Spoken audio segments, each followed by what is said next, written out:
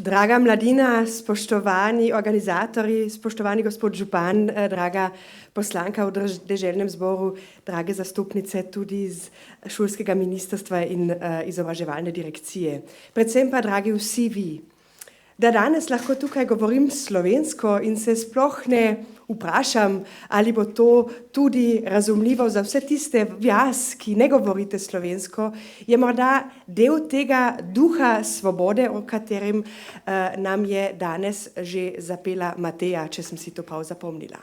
Ta duh svobode, ta duh večjezičnosti, ta duh, da sta na Koroškem doma dva jezika, dve kulturi, ljudje, ki s svojimi jeziki, s svojim delom okrasijo in dopolnjujejo življenje na Koroškem, prav to naj je duh, s katerim oblikujemo vsi mi naš vsakdanjik. Vseeno, ali smo nemško govoreči, dvojezični, slovensko govoreči ali večjezični, konec koncev smo vsi mi skupna družba in ta družba na Koroškem in tam, kjer živimo, oblikuje ta svet, katerega vsak dan znova oblikujemo, vsak dan znova pa lahko mu dajemo tudi nov dodatek, nov pečat, predvsem pa morda tudi novo pot za prihodnost, v kateri bomo vsi skupaj živeli.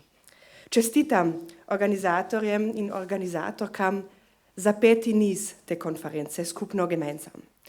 Kot državna poslanka, kot govornica zelenih za manjšinske zadeve, za vse manjšine v Avstriji, vem, kako pomembno je, da imamo take konference, da imamo prav to, kar je Karl Ren nagovoril, to bazo, znanstveno bazo, na kateri potem morda tudi v drugi obliki pričnemo politični diskurs. Kajti verjetno veste, da je politika tisto območje, tista miza, za katero sedemo, ko si v pogajanjih, v dolgih pogajanjih in pogovorih, ko se domenimo o tem, kakšen naš je družbeni okvir, kakšen je zakonski okvir, v katerem oblikujemo naš vsakdanjik.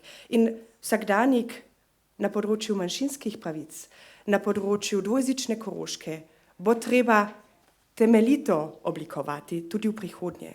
O tem priča že danes omenjena študija, ki jo je dalo napisati tudi urad zveznega kanclerja. Ta študija OGM, ki govori o tem, kako se je razvila in kako se razvija slovenska narodna skupnost na Koroškem. In morda je iz vrst slovensko govorečih vedno tudi en zelo kritičen pogled na take študije. Konec koncev se mi pa zdi tudi kot političarka, ki vedno tudi sem v diskurzu z večinskim narodom in manjšinskim narodom, kako pomembno je, da pogledamo redno na razvoje, na družbeni razvoj, predvsem pa tudi na razvoj naših manjšin. In mislim, da je iz študije lahko izvzeti kar nekaj potencialov za naše delo. In to pa na vseh področjih. Na področjih deželne politike, na področju zvezne politike, ampak tudi na področju delovanja koroških ali pa manjšinskih organizacij. Mislim, da je vredno, da vsake toliko časa pogledamo, kaj so izzivi v naslednjih letih in ne samo, kaj so bili izzivi v preteklosti.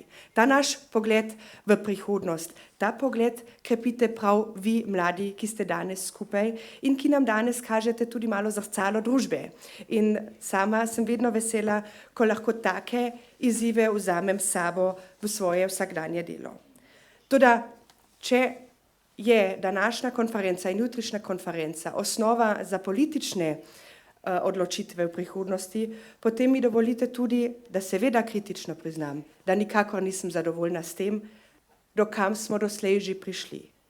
Kajti, kako se družba razvija naprej, se mora tudi manjšinsko zaščito razviti naprej. Je to nekaj dinamičnega in zato ni zadosti, če nas je nekaj slovensko govorečih političark, ki se dan za dnem za to zavzemamo, zato smo potrebni vsi mi. Vsi mi, ki dajemo temu potencialu dvojezičnosti vidnost, ki pa tudi se zavedamo in stopamo zavedni skozi svet, da se je treba za to večjezičnost, za to slovensko kulturo strani slovenske narodne skupnosti, ampak tudi predvsem strani večinskega naroda zavzemati.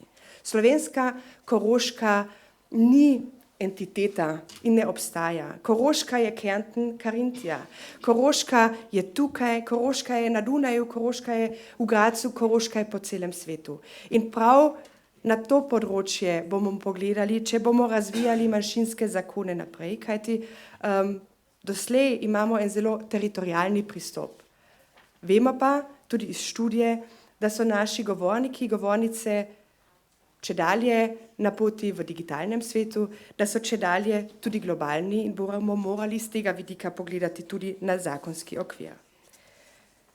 Za ta 2 dneva nam želim pestre pogovore, zanimive izsledke, predvsem pa tudi na koncu zahteve, s katerimi bom lahko jaz na Dunaju delala naprej in mi bojo uporo pri vseh teh zahtevah, da nam bo uspelo to zakonodajo avstrijskih manjšin, ko gre za osnovne pravice, ko gre za šolstvo, ko gre za izobraževanje, ko gre za naš prosti čas, da bomo tukaj udarno šli lahko korak za korakom naprej. In bo naslednja konferenca morda imela že več zakonskih izsledkov, kot jih ima letošnja.